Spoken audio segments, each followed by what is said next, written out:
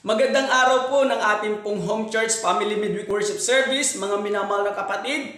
Ang araw na ito, ang ating papakinggan na mensahe na ating mababasa sa Biblia ay nasa aklat po ng John chapter 10, verse 14 hanggang verse 16. At basahin ko po ito para sa inyo. Sabi po dito sa verse 14, "Ako ang mabuting pastol. Kung paanong nakikilala ako ng Ama at siya'y nakikilala ko, gayon din naman nakikilala ko ang aking mga tupa at ako na may nakikilala nila. At iniaalay ko ang aking buhay para sa mga tupa. Mayroon akong ibang tupa na wala sa kulungang ito. Kinakailangan sila'y alagaan ko rin. Pakikinggan nila ang aking tinig. Sa gayoy magiging isa ang kawan at isa ang pastol." Amen. Ang mensahe na ating pong mapapakinggan sa araw na ito ay ang pamagat na kumpirmahin natin ang tatlong uri ng boses na dapat po natin itong malaman. Bakit po mga minamahal na kapatid? Kasi kung ano yung naririnig natin sa ating isip, sa ating pong pisikal na tenga, ay yun po yung ating pong gagawin o susundin at ano ang magiging kalalabasan kapag po ito ay nangyari na magawa at masunod natin. Pwede po mangyari ay mabuti o pwede ito'y mangyari na ito'y mapapasama sa atin. Kaya naman po mga minamahal na kapatid, napakahalaga po ang salitang kumpirmahin natin kung saan galing ang boses na naririnig natin araw at gabi, bawat minuto at segundo na siyang nagbibigay sa atin ng idea upang magawa natin kung ano yung dapat po nating gawin. Kasi mga minamahal na kapatid, alam po natin na lahat ng bagay sa mundong ito ay naayon po sa pagkilos ng tao at pangyayari dahil walang mangyayari kung wala pong idea ang tao. At paano tayo magkakaroon ng idea? Sa pamamagitan po ng kaalaman na mayroon tayo. At yung kaalaman na mayroon tayo, it depends po ito o depende po ito sa pumapasok sa ating mga isip o sa ating puso na siyang bunga ng ating sasabihin o gagawin. At ang resulta, yun yung mangyayari sa ating buhay o sa ating kapaligiran.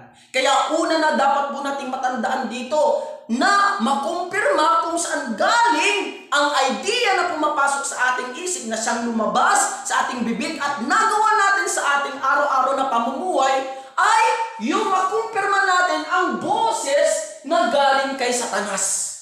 At makukumpirma po natin na ang boses na ito o idea na pumasok sa ating isip o narinig sa ating tenga ay galing ito sa kay Satanas ay yung pagmamanipula ni Satanas sa salita ng Diyos.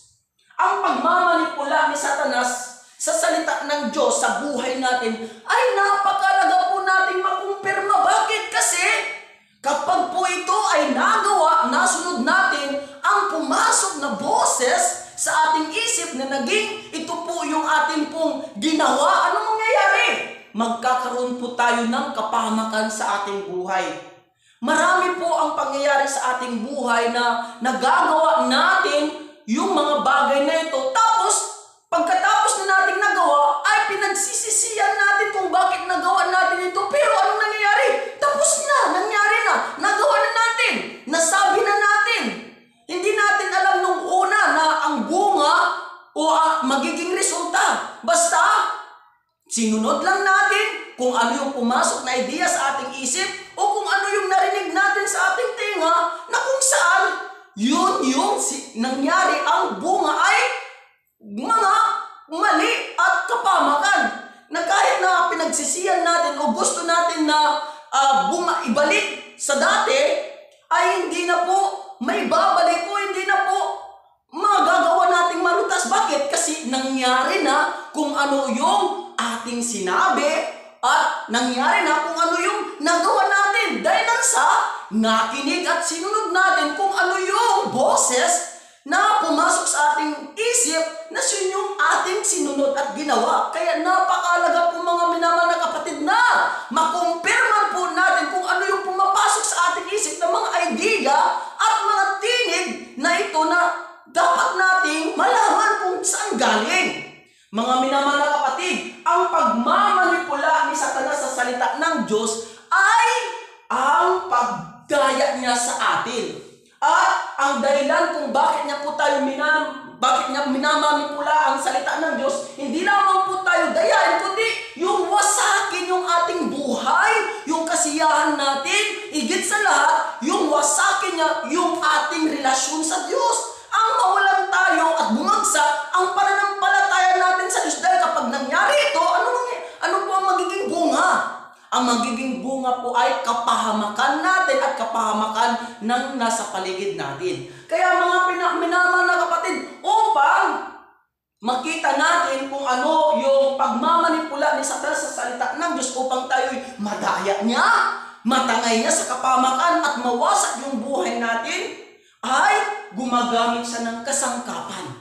Una na kasangkapan nito na makikita natin sa Biblia ay yung ahas na ginamit niya na upang linlangin si Adan at si Eva. Ang sabi ng Diyos, kasabi-sabi lang ng Diyos kay Adan at Eva na, Adan at Eva, lahat ng pagkain dito sa halamanan ng Eden, makakain ninyo. Huwag lamang yung puno na nasa gitna ng halamanan ng Eden sapagkat ang bunga noon na nagbibigay ng kalaman ng mabuti at ng masama, kapag kinain nyo ito, kayo siguradong mamamatay.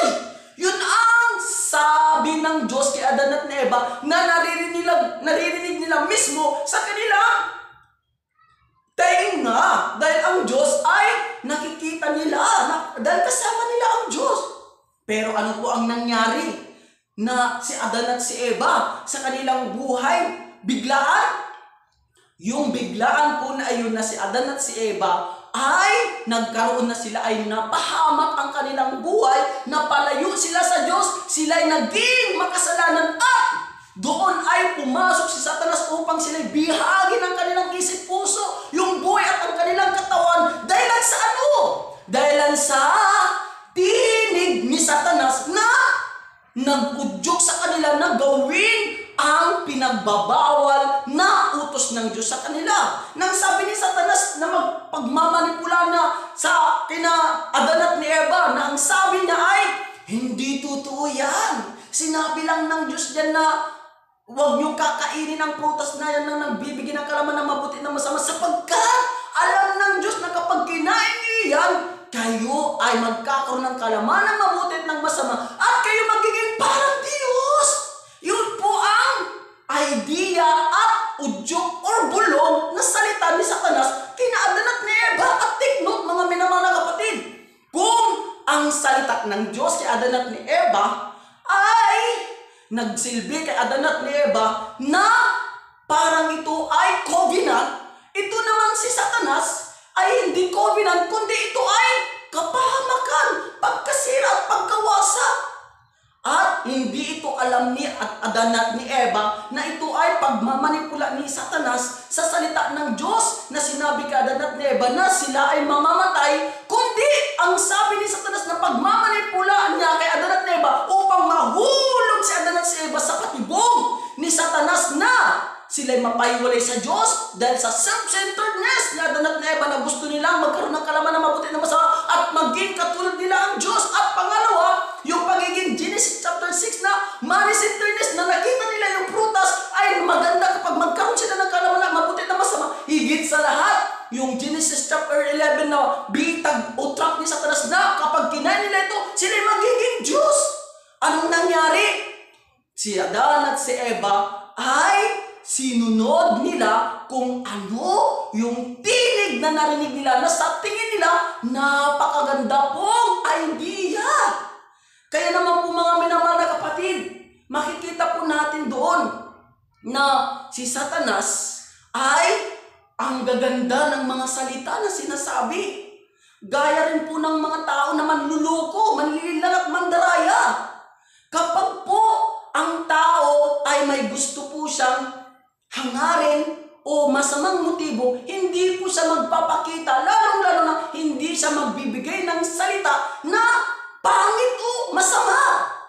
Dahil pagka sinabi niya ang totoo niyang hangarin na patayin, nakawin at sirain ang kanyang buhay, hindi niya po sasabihin po yung magaganda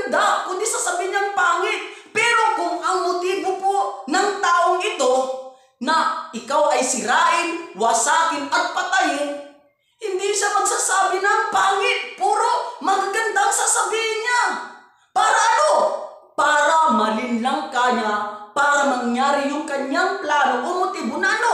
Nakawin ka, patayin ka, at wasakin yung buhay mo. Ganyan na ganyan yung ginawa ni Satan. Kaya yung mga tao na ganito ay alipin sila sa kapangyarihan ni Satanas. Kaya mga minamahal na kapatid, wag po tayong magpapalinlang. Wag po tayong magpapadaya. At higit sa lahat, wag po tayong magtitiwala sa magagandang salita ng tao, kundi sa salita ng Diyos lamang po ang dapat po nating pagkatiwalaan at panghawakan.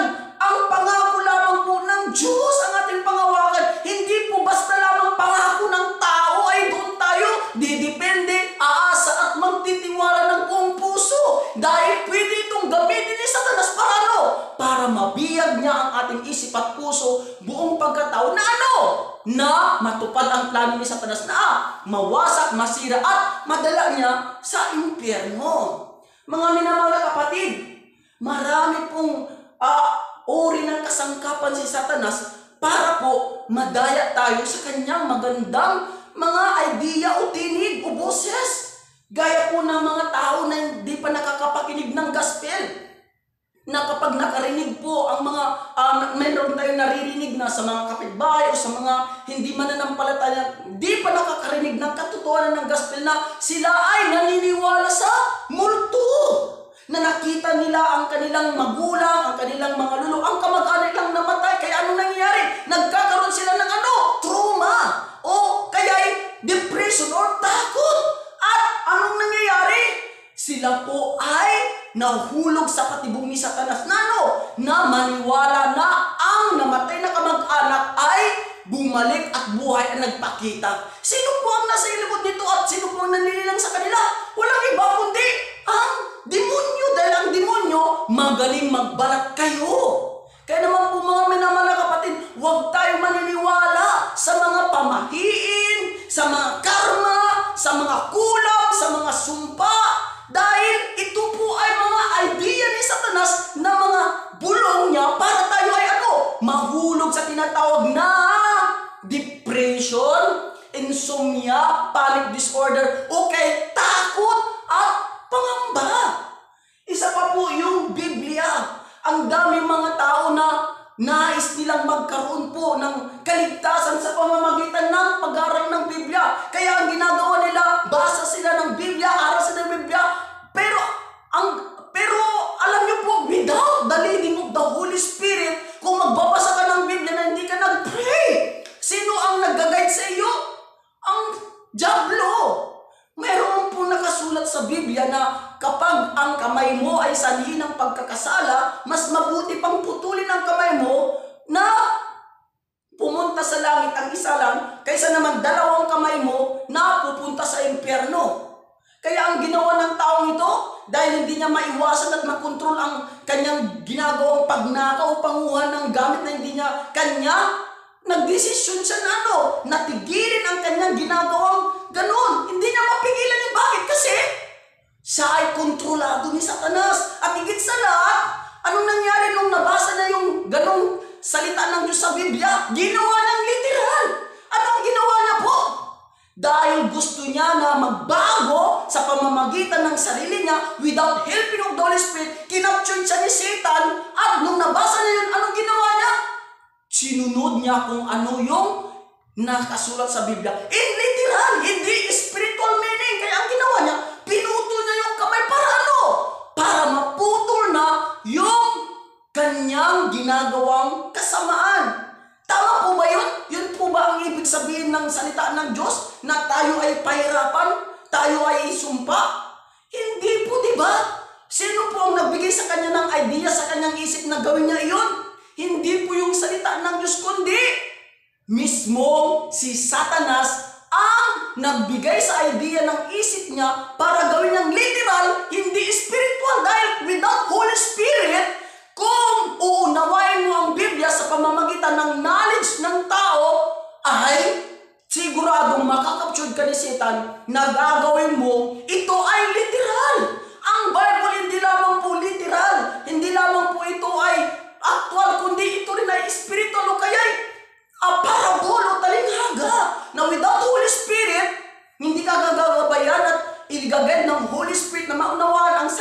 Diyos, ano mangyayari? Si Satan nasa Bible din.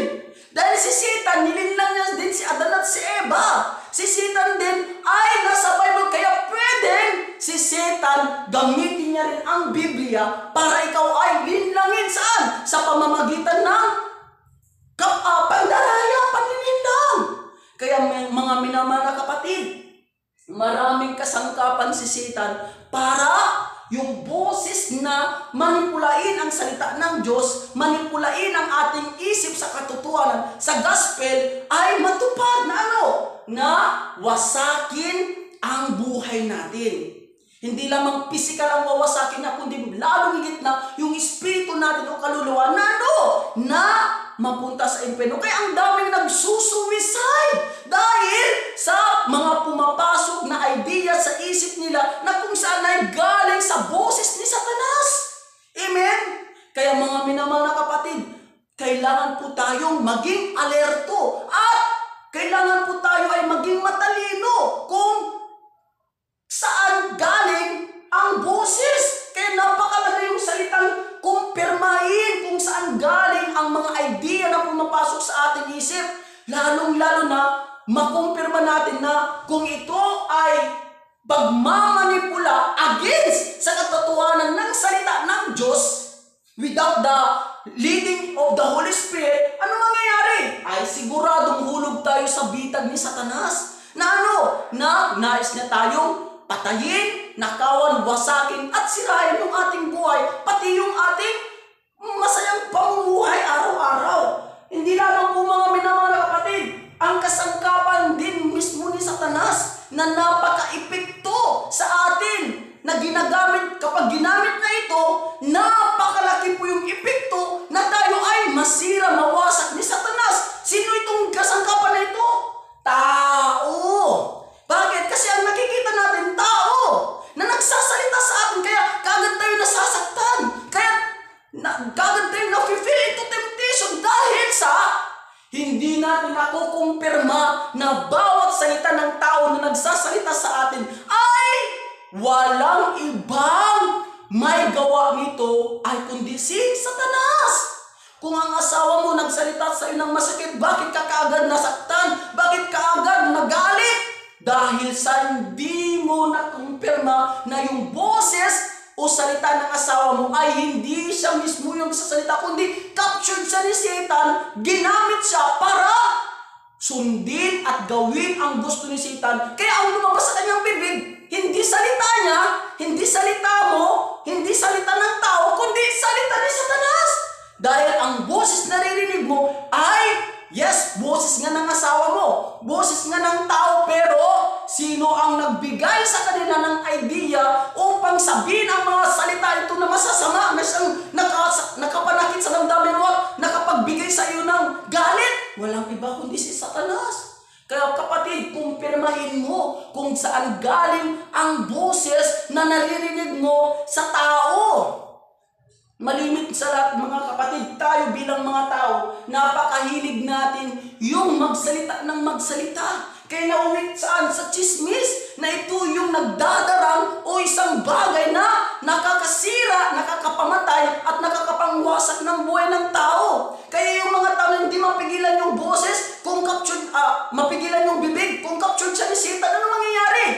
Sila po ay nahulog sa patibong ni Satan. Na ano? Yung manira ng kapwa-tao, yung magsira ng pamilya o magbigay ng kaguluhan sa buhay ng tao. Kaya mga minamahal na kapatid, kumpirmahin natin ng pinakamahalaga kung ano yung boses na narinig natin, kung ito ay minamanipula ang katotohanan ng salita ng Diyos sa ating buhay, sa ating paligid, sa ating sitwasyon. Huwag po natin papakinggan, huwag po natin susundin, kundi ang anong gagawin natin? I-review, i-cast out. Amen. Gamitin po natin ang authority natin bilang isang anak ng Diyos para labanan ang mga kasinungaling at pandaraya ni Satanas na pumapasok sa ating isip na mga mali at masamang negatibong pag-iisip. At mga naririnig natin sa mga tao na chismis, paninira at mga negative na masalita, ay huwag natin po itong papakinggan at susundin. Amen. Isa pa po na kasangkapan ni Satanas sa pamamagitan ng panaginip Marami pong mga tao, even though Christian, na nadadaya sila ni Satanas dahil sa panaginip. Yung panaginip, ginagawa nilang literal. Halimbawa, yung sa pananaginip nila ay nakita nila ang kanilang minamahal na kamag-anak na dati ay patay na, pero nagsalita sa kanila na ang sabi ng namatay na kanilang kamag-anak, ako ay nagugutom. Di mo na ako dinadalo sa aking puntod. Pumunta ka, magdala ka ng fried chicken. Wala kang pera. Paano ka makakapabili ng fried chicken at pamasay pumunta sa puntod niya? Ginawa po ito ni Satanas dahil ang panaginip ay ginagamit ni Satanas kasangkapan para tayo malinlang, madaya at magkaroon ng burden.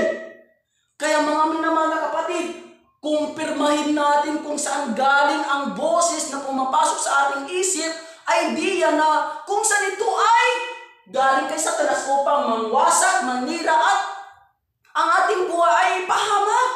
Mga minamahal na kapatid, ang kagaya ni Adan at ni Eva ay nangyari na sila po ay napahamak dahil sa sino yung nasunod nilang boses na nagbigay sa kanila ng mali at masamang idea na nakapahamak sa kanila. Boses ni Satanas. Gaya din ni Judas, na si Judas ay isang alagad ng Panginoong Jesucristo. Pero bakit nagawa niyang traidorin ang ating Panginoong Jesucristo? Dahil sa si Judas ay nilinlang siya ni Satanas ang kanyang isip, ang puso, na pagtaksilan ang ating Panginoon. Boses ni Satanas po yun, kaya mga minamahal na kapatid, huwag po tayong magpadala sa ating emosyon. Huwag po tayong magpapadala sa mga naiisip nating mga negatibo dahil ang lahat ng ito na emosyon sa ating puso, ito man po ay emosyon na tayo ay magalit, magdamdam, masaktan, magmahal ng todo-todo na o-obsess na tayo sa tao, ay hindi ito mabuti dahil ito ay makakapagpahamak sa atin kasi ito ay boses ni Satanas, idea na nilalagay niya sa ating isip at puso para mahulog sa kapamakan na ganun ang plano niya. Pangalawa na boses na dapat nating makumpirma para yung buhay po natin ay palaging ma-enjoy ang gospel na ito, ang tunay na kasagutan at kasiyahan ng ating buhay, kapatid, ay yung makumpirma natin kung ano ang boses ng Diyos. Ang boses ng Diyos ay laging nasa katotohanan, wala sa kasinungalingan, wala sa pagkukunwari, kundi puro katotohanan. Dahil ang katotohanan ay ang sinasabi ng salita ng Diyos, ang sinasabi ng Diyos palagi sa ating isip at puso ay ang Panginoong Jesucristo. Amen? Lagi po nating pagkakatandaan na kailangan nating ma-distinguish kung ano ang boses na napapakinggan natin sa ating isip, sa ating tainga at sa ating puso. Kung ito po ay boses ni Satanas against sa katotohanan at ito ay nagmamanupulit sa katotohanan ng salita ng Diyos. Kaya naman, ang boses ng Diyos na pumapasok sa ating isip o naririnig natin sa ating tainga sa pamamagitan ng pakikinig ng worship message ng ating simbahan at sa Bible study natin, ay makukumpirma natin na ito'y boses ng Diyos dahil na katotohanan ang ating laging naririnig. Ano po ba itong katotohanan? Ang katotohanan, kapag ito po'y narinig mo, ikaw ay makakalaya saan? Makakalaya ka sa sumpa, karma, pamahiin, kulang, lalong-lalo na sa kasalanan at pagkaalipin kay Satanas, maging sa iyong spiritual problem. Yun yung katotohanan. At sino yung katotohanan na binabanggit sa Bible? Walang iba kundi si Jesus Christ, dahil sinabi niya sa John chapter 14 verse 6, I am the way, the truth, and the life. Kapag nasa iyo ang katotohanan, hindi ka po madadaig ni Satanas sa kanyang patibong, sa kanyang bihag, na mahulog sa self-centeredness, fell into temptation, at sa successful centeredness at money-centeredness. Kundi palagi ikaw ay may kapayapaan, may kalagalagan, kakuntintuhan, at higit sa lahat, may tangi kang kasagutan sa lahat ng problema, pagsubok na pinagdadaanan mo. Mga minamahal na kapatid, kaya ugaliin natin ang Romans 10:17 na makinig, na makinig, na makinig, hindi chismis. Hindi po Bible story. Hindi po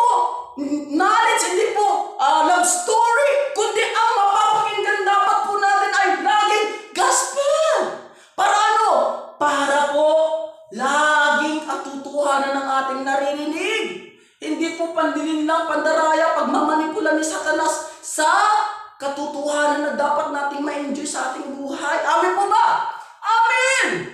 Mga minamahal na kapatid, kapag nakumpirma natin ang boses ng Diyos, tayo makakalaya kay Satanas sa kasinungalingan, pandilim ng pandaraya niya sa atin dahil si Hesus Kristo ang tumapos, tumalo at nagbigay sa atin ng pagkalaya, katagumpayan sa ating fundamental problem, which is ang pagkaiwalay natin sa Diyos ay nagkaroon tayo ng magandang relasyon sa Diyos dahil kahit Hesus Kristo ang tinanggap nating daan para tayo ay muli na magkasama ang ating Panginoong Diyos. At si Hesus Kristo din po ang siyang katotohanan na nagpalaya sa atin sa kasalanan mula past, present, and future sin, original sin, ancestor sin, consequential sin. Lahat ng kasalanan ay pinalaya tayo dahil sa katotohanan na binigay sa atin ni Jesus Christ sa pamamagitan ng ano?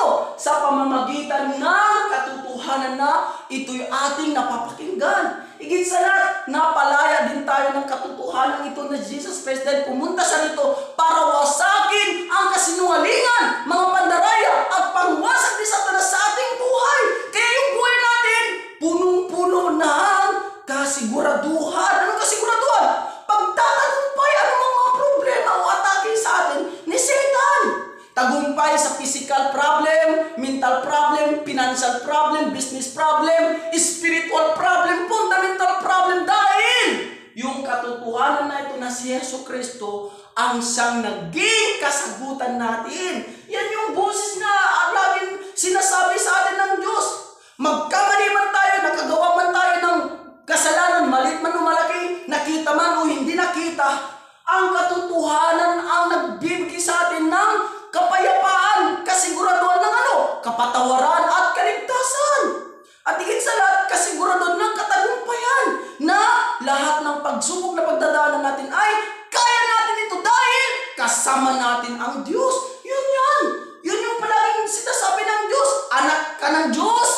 May kapangyarihan kang labanan na pagtagumpayan ang mga problema mo at atake ni Satanas. Higit sa lahat, kasama mo palagi ang Diyos. Yun yung boses na dapat lagi natin naririnig. Kaya napakalaga na ikumpirma mo kung ano yung boses na naririnig mo. Boses ni Satanas o boses ng Holy Spirit. At ang boses ng Holy Spirit, mga minamahal na kapatid, wala sa labas. Wala sa isip.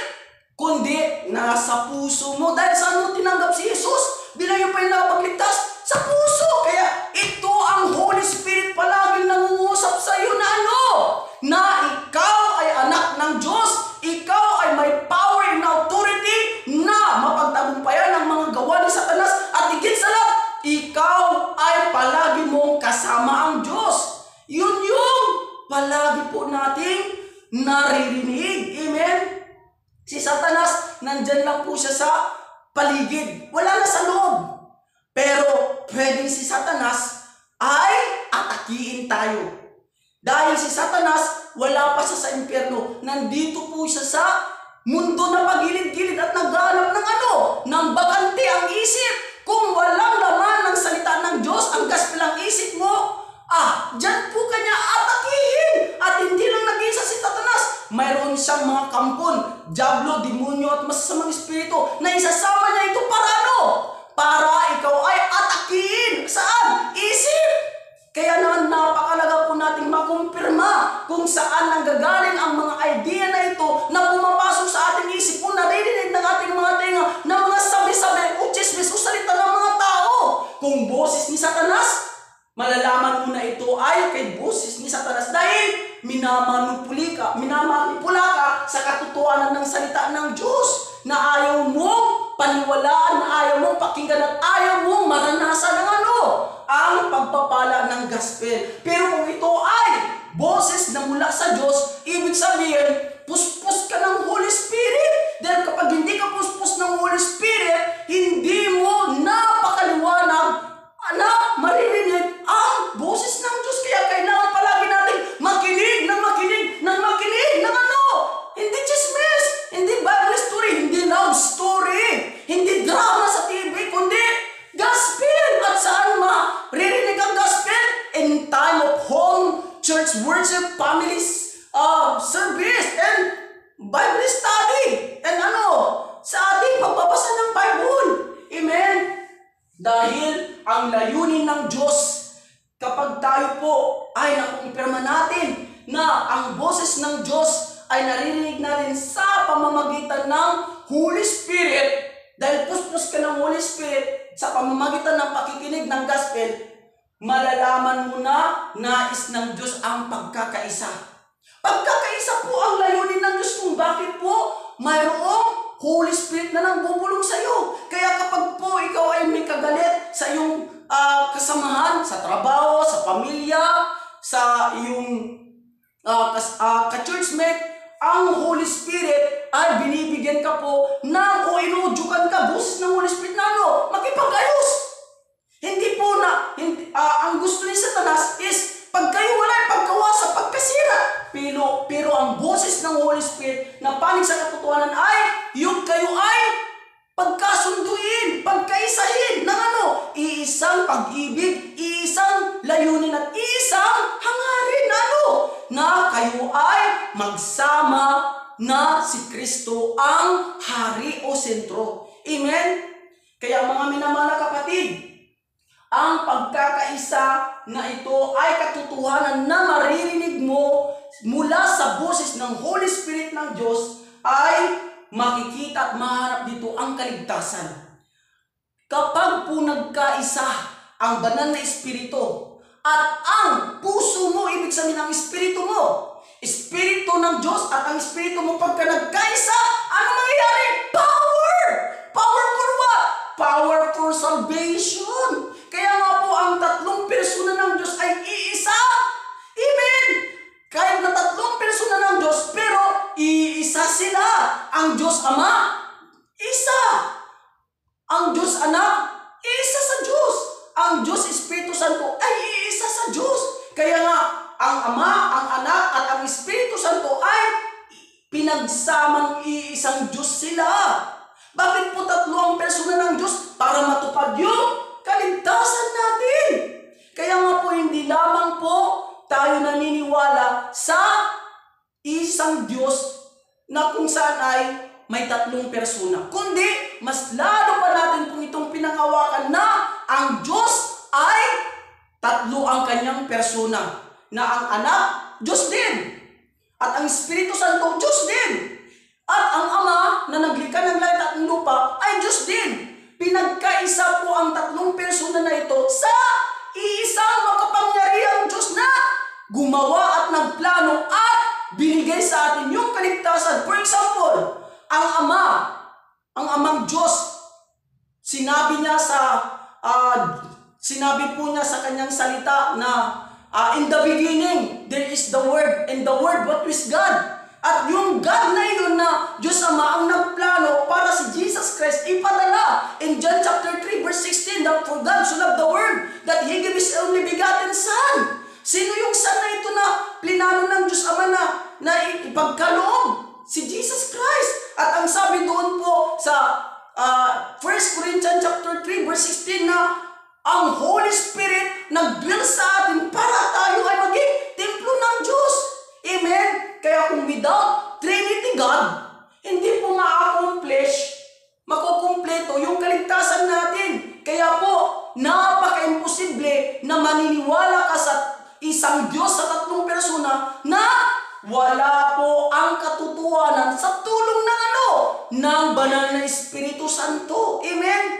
Kaya mga minamahal na kapatid, makumpirman po natin na ang boses ng Diyos ay laging ang sinasabi, naririnig natin sa ating isip, sa ating puso, sa ating tinga ay ang katotohanan na si Jesucristo lamang ang tanging daan, ang tanging katotohanan at ang tanging buhay na matatanggap natin sa Diyos para magkaroon tayo ng buhay na walang hanggan, makapasok sa kaharian ng Diyos sa langit.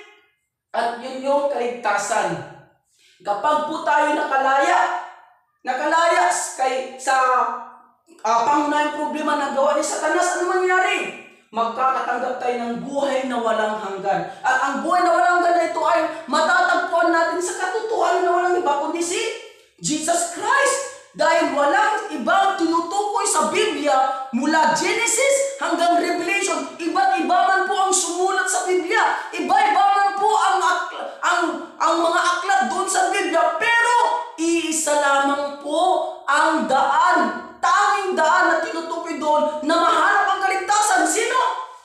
Jesus Christ. Kaya kahit napakatalino po ng taong ito sa Biblia, kung wala ang banal na Espiritu na nagbibigay sa kanya ng katotohanan, hindi po siya makakatanggap ng kaligtasan dahil lamang sa talino niya sa pag-aaral ng Biblia. Dahil marami na pong nabaliw at napahamak sa pag-aaral ng salita ng Diyos sa Biblia na wala ang boses o tulong gabay ng banal na Espiritu Santo. Mga minamahal na kapatid, ang boses ng Diyos makukumpirma mo sa pamamagitan ng ginagamit ng mga instrumento. Gaya po ng Biblia. Ang Biblia po ay ito'y salita ng Diyos. Yes, ito po ay libro. Pero ano po yung pinakamahalaga doon sa Biblia na kung tawagin ay libro? Yung nakasulat sa Biblia na ito ay salita ng Diyos. Bakit? Kasi John 1 verse 1 na ang salita ng Diyos ay Diyos mismo. At sino yung salita ng Diyos na Diyos mismo na tinutukoy dito? John chapter 1 verse 14 na yung salita ng Diyos nagkatawang tao at siya ay walang iba kundi si Jesucristo. Para ano? Para gamitin natin upang mahanap at malutas natin ang ating fundamental problem. At kanino po nalutas at nahanap natin ang kasagutan ng ating fundamental problem? Walang iba kundi si Jesus Christ. Kaya palagi ang boses ng banal na Espiritu na pumapasok sa ating isip para maniwala at magtiwala at ialay natin ang ating buhay kahit nakamatay o kahirapan ay walang iba kundi kay Jesucristo. Isa pa po doon yung mga pastors at mga Christians na kung saan sila yung kinakasihan ng banal na Espiritu Santo. Marami pong mga reliyon, marami pong mga sekta, marami mga tao na nagpapayag ng Biblia o salita ng Diyos o anumang uri ng karunungan. Pero ang instrumento ng Diyos na kinasisihan ng Espiritu Santo na gamitin para marinig natin ang katotohanan na nagmumula kay Jesucristo ay instrumentong mga pastors, evangelists, missionaries, at mga kapwa nating mananampalataya. Amen? Bakit? Dahil sila po ay kinakasiyahan ng Espiritu Santo ng Diyos. Higit sa lahat mga kapatid, ang pinakahalaga nating malaman dito na by the working of the Holy Spirit, our spiritual eyes will be opened to see what is plan of God in our life. Kaya hindi pa natin alam yung ating future, but in the vision that the working of the Holy Spirit, we believe that our future is go for the kingdom of heaven. Kaya kahit na po nandito tayo sa mundong ito na hinaharap natin yung mga panganib, problema, kahirapan, sakuna, aksidente, ang dami naranasan natin mga problema at kahirapan. Pero dahil sa Holy Spirit na nagbibigay sa atin ng kapangyarihan para makita, mahanap natin ang plano sa atin ng Diyos, hindi tayo nawawalan ng pag-asa, hindi tayo bumabagsak, hindi tayo nakakaptured ni Satanas. Bakit? Dahil ang Holy Spirit na nasa atin ang palaging nagbibigay sa atin ng vision. Anong klaseng vision? Na makita natin yung plano sa atin ng Diyos. At ang plano sa atin ng Diyos, hindi pa kundi tayo ay pasaganahin spiritually, physically, habang tayo ay sumusunod, naniniwala sa ating Panginoong Diyos. Kaya naman po mga minamahal na kapatid, ang pangatlong boses na makukumpirma na datin sa ating buhay para po tayo ay ma-enjoy ang blessing ng gospel habang tayo nabubuhay sa mundong ito ay yung panghuli, yung boses mo, boses ko, o boses mismo natin. Dahil tayo bilang isang tao, mayroon tayong tinatawag na free will. Amen? Marami pong mga boses na naririnig natin, pero ang desisyon, ikaw, hindi yung kapwa mo. Kaya kung ikaw ay patatanggapin ng isang pastor na kung maniniwala ka ba kay Jesus Christ, nasa sayo kung tatanggap ka o hindi. Ngayon, nasa sayo kung ikaw ay magpapasya, maniniwala ka o hindi. It depends po yun sa sarili mo, sa sarili ko. Hindi po ito hawak o kontrolado ng sinuman. Bakit? Dahil nilikha tayo ng Diyos na hindi robot, na God doesn't create us by a robot o gaya ng robot na ang robot kapag pinindot mo na kanan, kakanan siya. Wala siyang choice kundi sumunod. Bakit? Kasi siya ay robot. Ibig sabihin, siya ay kontrolado ng ating remote control. Pero ang Diyos, binigyan tayo ng espesyal na espesyal na pagkatao. Anong espesyal na pagkatao na binigay sa atin? Yung espiritu na mayroong kalayaan. Kaya napakapalad ng tao dahil ang tao ginawa niyang kawangis ng Diyos. Ibig sabihin ng kawangis ng Diyos, tayo lang ang mayroong espiritu na malaya. Malaya ba sa pagkakasala? Malaya ba sa mga bagay na masama sa atin? Hindi. Nilikha tayo ng Diyos na malaya na sa Diyos natin ito ginagawa. Kaya kapag tayo ay nasa Diyos, ang buhay natin masaya. Walang mahirap, walang problema. Pero nangyari, ginamit ni Satanas yung kalayaan na ito para para tayo tuksoin ng mahulog sa kanyang patibong. Anong patibong? Mapahiwalay sa Diyos, magkasala at maging alipin kay Satanas bilang kanyang instrumento. Kaya naman mga minamahal na kapatid, ang pagkalaya o kalayaan na binigay sa atin ng Diyos ay galing ito sa Panginoon. Hindi galing kay Satanas. Nahulog lamang po tayo. Kaya naman, kinailangan natin ang Holy Spirit na siya yung naggagabay sa atin. Na kapag pumasok ang Holy Spirit sa ating puso, bilang ating Panginoon at Diyos na tagapagligtas na si Jesus Christ, doon lamang po magbabalik muli yung tunay na imahe na binigay sa atin ng Diyos. Ang tinatawag dito ay relasyon sa Kanya. Kaya naman po, ngayon, mayroon na po tayong tinatawag na konsensya o konsyensya. Amen? Yung hiwalay sa Diyos, sila ay nasa ilalim ng kapangyarihan ng Satanas, wala silang konsensya. Kung ano yung gusto ni Satanas, sila ay sumusunod. Bakit? Wala silang kalayaan. Patay ang kanilang kalayaan. Akala ng tao, akala natin, sila ang may gusto nun. Sila ang may gawa nun. Hindi sila. Hindi sila ang may gawa. Hindi sila ang may gusto. Sino ang may gusto at sino ang may gawa sa kanila? Ginagamit lang sila ni Satanas na puppet, instrumento, robot. Bakit? Kasi wala silang power makalaya kay Satanas dahil hawak ni Satanas ang kanilang isip, puso, katawan at ang kanilang buhay. Dahil sa original sin na namanan natin kay Adan at ni Eva.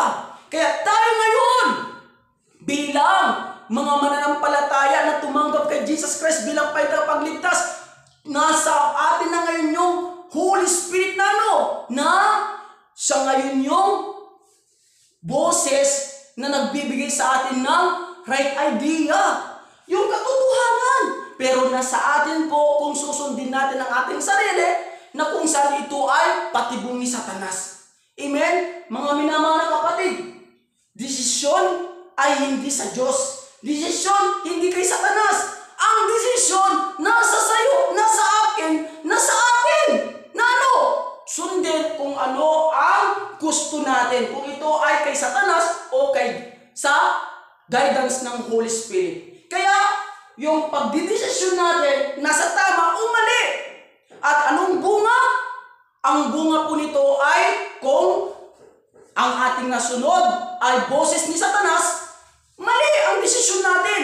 Pero kung ang boses ng katotohanan ng banal na Espiritu ay nasunod natin, ang ating desisyon ay magiging tama. Ganon din po, kung gusto natin o hindi, depende po yun. Hindi po nakadepende sa Holy Spirit. Hindi nakadepende sa boses ni Satanas. It depends on you.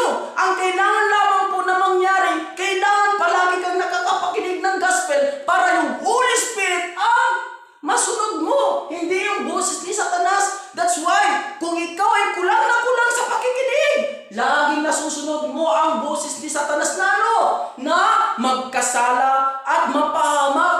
Kaya, lagi na lang ikaw ay may dahilan. Dahilan na hindi ka makasunod sa Diyos. Ang dami pong mga tao na hindi makasunod sa Diyos dahil sa hindi nila makumpirma kung saan galing yung mga kadahilanan nila sa kanilang buhay. Ang ginagamit nilang dahilan, kasi hindi ako matalino, kasi hindi ako magaling, kasi yung asawa ko nag-away sa akin,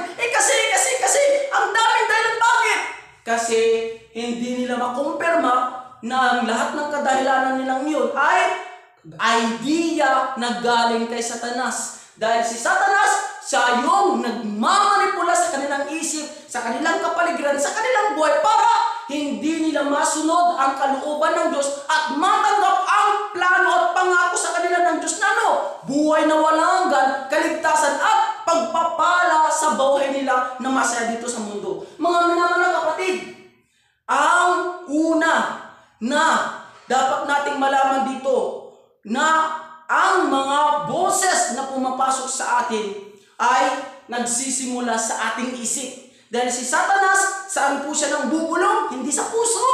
Hindi siya makakapagbulong dito sa isip natin. Kaya yung isip natin ay battleground. Kaya dito po nasusukat yung ating pasya. Dahil ang ating isip may dalawang kwarto. Yung isa bukas at yung isa sarado. Ngayon, dalawa po ang papasok dyan.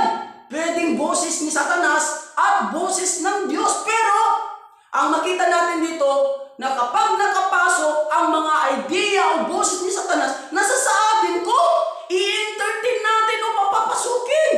Amen? At kapag pinapasok natin ang boses ni Satanas, doon lamang po tayo nasasawa, na nakaka-captured, na magkasala at magkamali o kaya'y mapahamak. Pero, ang boses ng banal na Espiritu ay nasa ating puso, ang palagi nagbibigay sa atin po ng guidance upang tayo ay magpakumbaba, ipahayag ang ating kasalanan, magsisi at matuto na magtiwala sa ating Diyos na ang tayong kasagutan lamang natin ay ang Panginoong Jesucristo, na aminin natin na apart from God we can do nothing, na kaya tayo ay nagkamali, kaya tayo nagkulang, kaya tayo ng Panginoon dahil wala ang iba tayong kailangan, kalakasan at tayong kasagutan sa ating espiritu na problema natin ni Satanas, kundi ang katotohanan na si Jesus Christ. Kaya may purpose po. Amen? Mga minamahal na kapatid. Kaya po, kailangan po na matanggal ang mga wrong imprint, wrong root at wrong nature. Sa anong paraan? Sa pamamagitan ng pakikinig ng gospel. At kapag pakikinig tayo ng kakapakinig ng gospel, mga minamahal na kapatid, makukumpirma natin ang boses ni Satanas at ang boses ng Diyos at magkakaroon tayo ng spiritual victory para mapaglabanan natin sa ating sarili ang spiritual na labanan natin sa ating buhay. Kaya, by prayer and Bible study, we will overcome what is the work of Satan in our life. And we will follow what is the will of God in our life. Members, napakaganda ang mensahe na napakinggan natin sa araw na ito. Yung salitang ikumpirma kung kaninong boses sa tatlo ang dapat po nating masunod. At ano po ang dapat nating masunod? Hindi po yung sarili mo, hindi po yung tukso ni Satanas, kundi yung guidance at kalooban ng Diyos sa buhay mo. Kapag nasunod mo ang sarili mo, si Satanas ang manguna at itutukso ka na mapahamak. Ngunit, kapag nakumpirma mo na ito ay gawa ni Satanas, magpasya ka na labanan si Satanas at sundin ang guidance ng banal na Espiritu sa buhay mo. At anong mangyayari? Doon mo mararanasan ang absolute answer, solution sa iyong mga problema na interbenisitan. Amen? Let's pray. Aming Ama na nasa langit, nagpapasalamat po kami sa revelasyon ng salita mo na kailangan namin makumpirma kung sino at kanino dapat kami sumunod at dapat kaming mamuhay.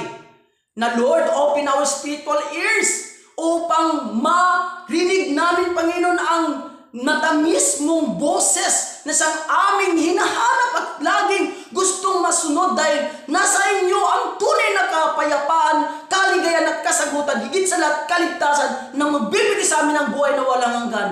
All Satan, demon, and every spirit na nang didistract sa amin at nang bubulong sa amin ng mga temptation, struggles and unbelief, anxiety, negative thinking, worries, In the name of our Lord Jesus Christ, should be bound to get out in Jesus' mighty name, Lord. Not our will, but your will be done, Panginoon, ang siyang masunod. Kaya naman, Lord, we ask the filled full of the Holy Spirit in our lives so that, Lord, palagi naming maririnig at masusunod ang banal na Espiritu sa aming mga buhay. Ito po ang aming samudalangin sa pangalan ng aming Panginoong Hesus. Amen.